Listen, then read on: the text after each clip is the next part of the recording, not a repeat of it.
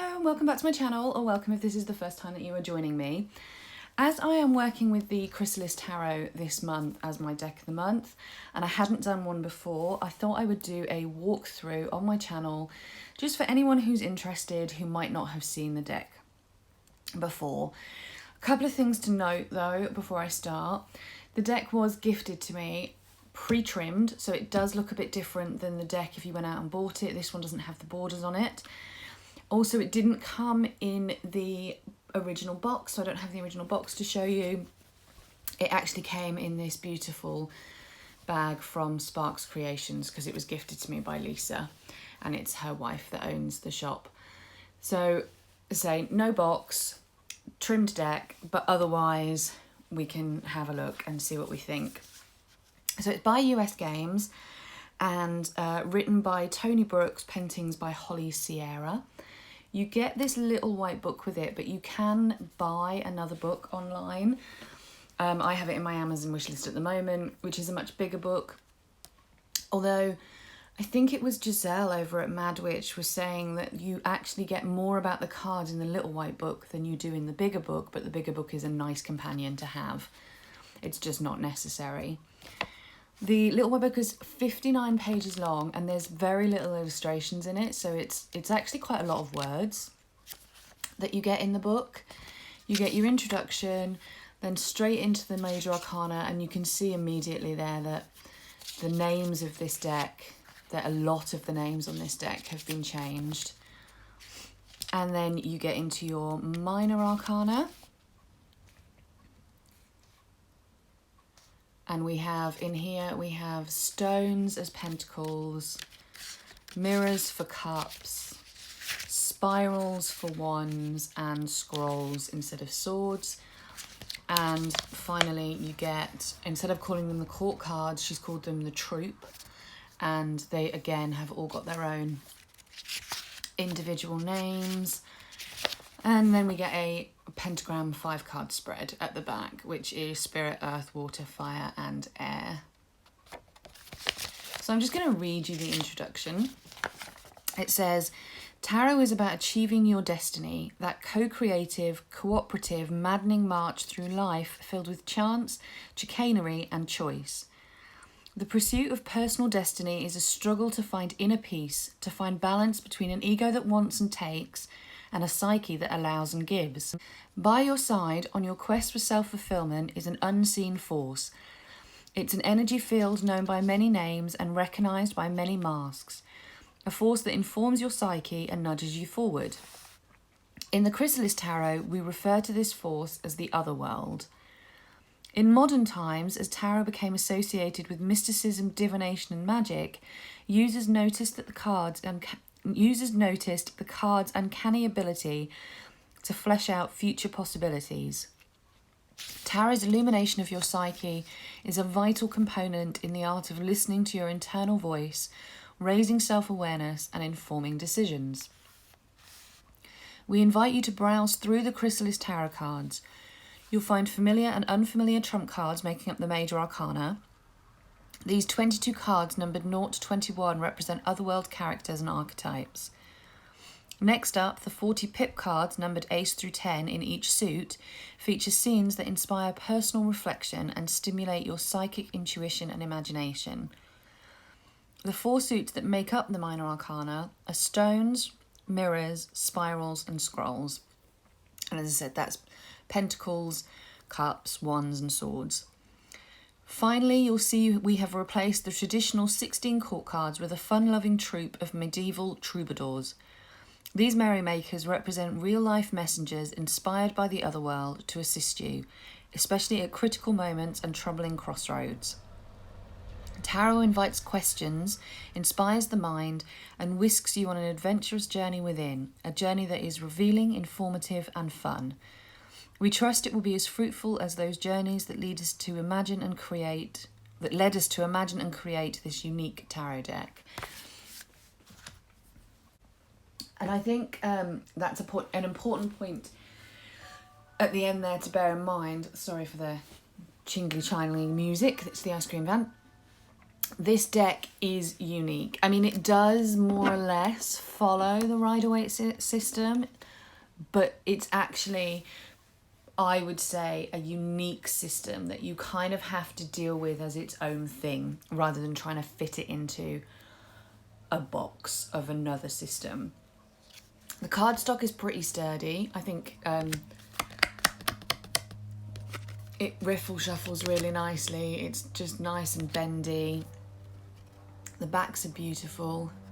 As I say, mine has been trimmed, so the edges of mine have got, like, you can't really see it very well on the camera, but it's, I don't know if you can see that. So the edges are not like the prettiest thing in the world, and it wouldn't be easy to edge this deck, I don't think.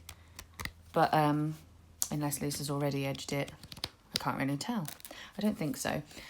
But I'm not really bothered. It's very rare that I edge my decks anyway. So let's just get straight on and have a look at the cards. And as I say, we've got our own kind of unique system going on here.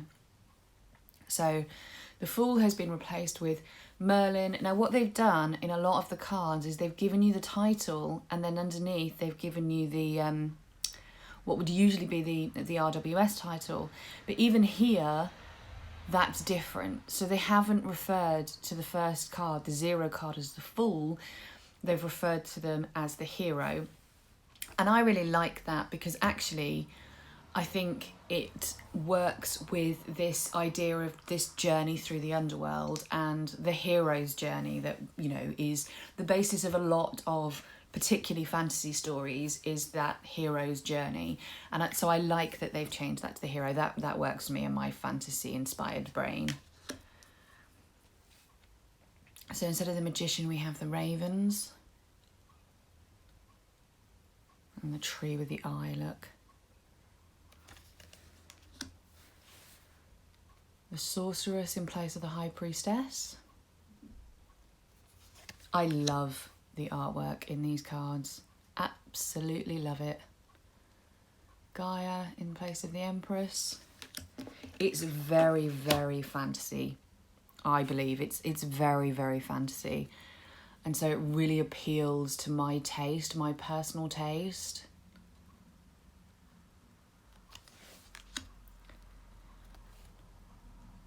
Now we're only we're only at the beginning of August, so I haven't used this deck huge amounts, although I have already done quite a few readings with it because I really love it and I want to use it as much as possible. I have found with this deck that I am reading it almost completely based on imagery and intuition. Occasionally I check in with the little white book, especially when you've got characters that I'm a little unsure of and I just want to see what it says about the character in the book. But in general, this deck, I kind of have thrown out everything that I know about the system and everything that I've learned about the Rider-Waite-Smith system, and I'm finding that I'm very much reading this deck as its own unique thing. And what I mean by that is when I draw certain cards that I would normally read in a certain way, I'm reading them completely differently, in a way that I would never read them in any of the other decks that I own, and that's purely inspired by the imagery. So there we go. There was something that I wanted to mention and then I got chatting. So you'll notice that Justice in this deck is number 8 and then Strength is number 11. So they have been swapped around there. And normally I'm very particular about my Strength card and what it should look like. But because I find that this is a very unique system, I'm finding that my kind of own personal rules about what I do and don't like in a deck and what I do and don't want to see in a card are kind of being thrown out the window, because I'm treating this deck separate from how I would treat any other RWS deck. Ooh. Throwing them all over the place.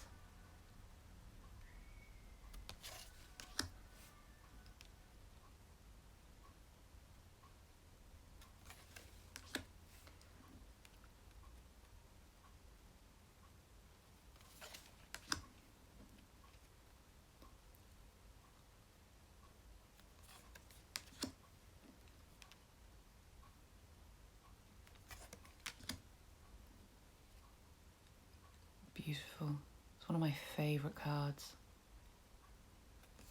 When we get into the minors now, you'll see that each of the minors has a different colour theme. So we're starting with the stones, which is the pentacles, and the colour theme for that is green. So I don't know if you can see it so well in this one, but it's got, there we go, look, it's got like this green background, lots of greenery down here. In general, the cards have a very green look about them. I love that bear. There's a lot of animals in this deck, which I really, really like.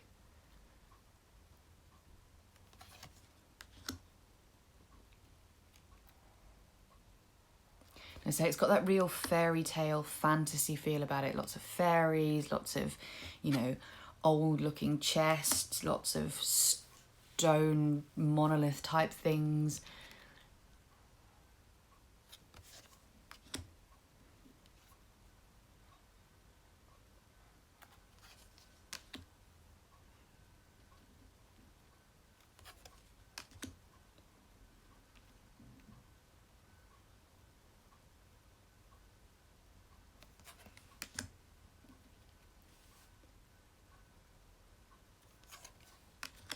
I love this card too.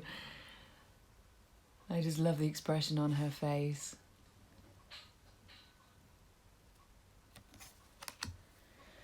Don't know what that noise was.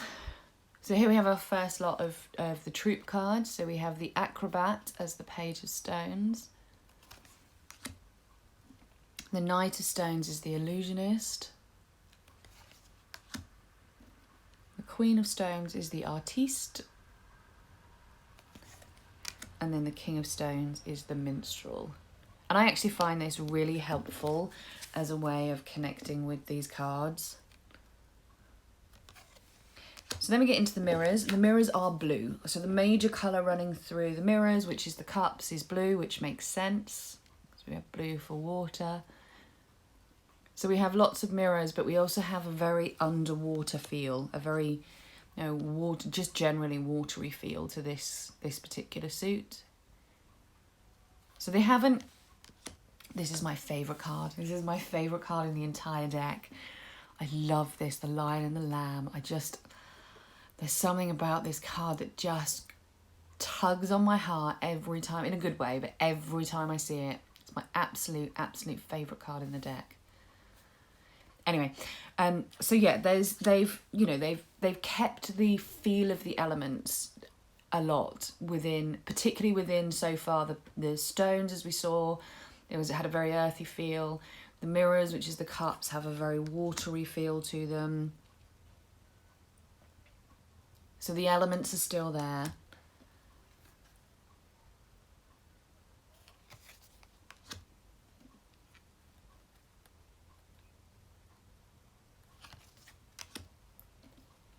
And some of them can be quite traditional, like the Eight of Mirrors, I think is quite, even though it's mirrors instead of cups, I think it's got quite a traditional feel to it. It feels very RWS. And then some of them are probably nothing like this one, for example, has no real obvious and immediate connection to what you would normally see in a Ten of Cups card. And then, so in this suit, we have the Healer as the Page, the Dreamer as the Knight, the Watcher is the Queen, and I love that she's old. I don't know why, but I just really love that the Queen is older. And then the Sojourner as the King.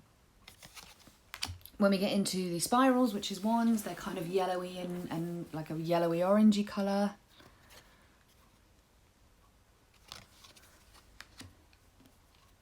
This one doesn't so much have that fire element in it though. You don't see that so much in these cards.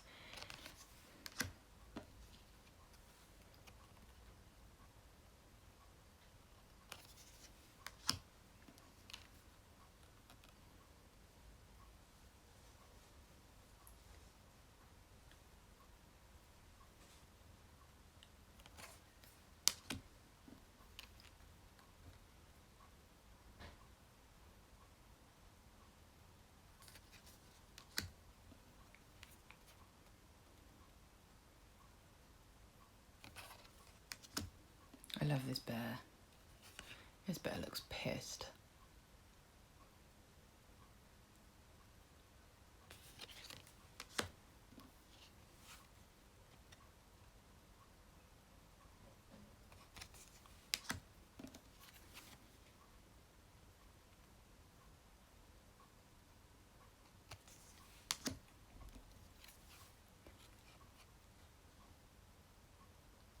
And then the courts on this one, or the troupe on this one, is the Mime, the Coursier,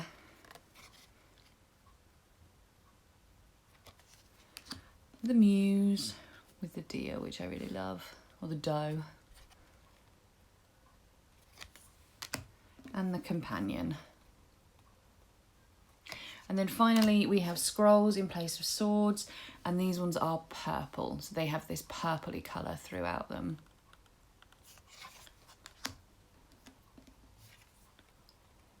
And again, I'm normally really picky with my sword cards. This is my other favourite card in the deck. This one tugs on my heartstrings for all the other reasons.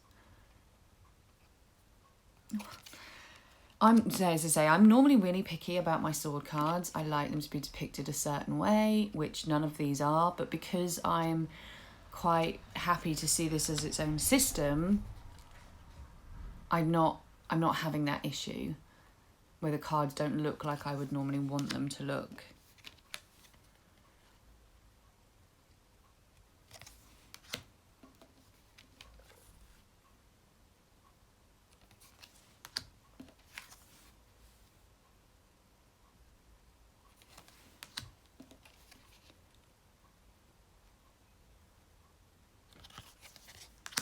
I also love this card.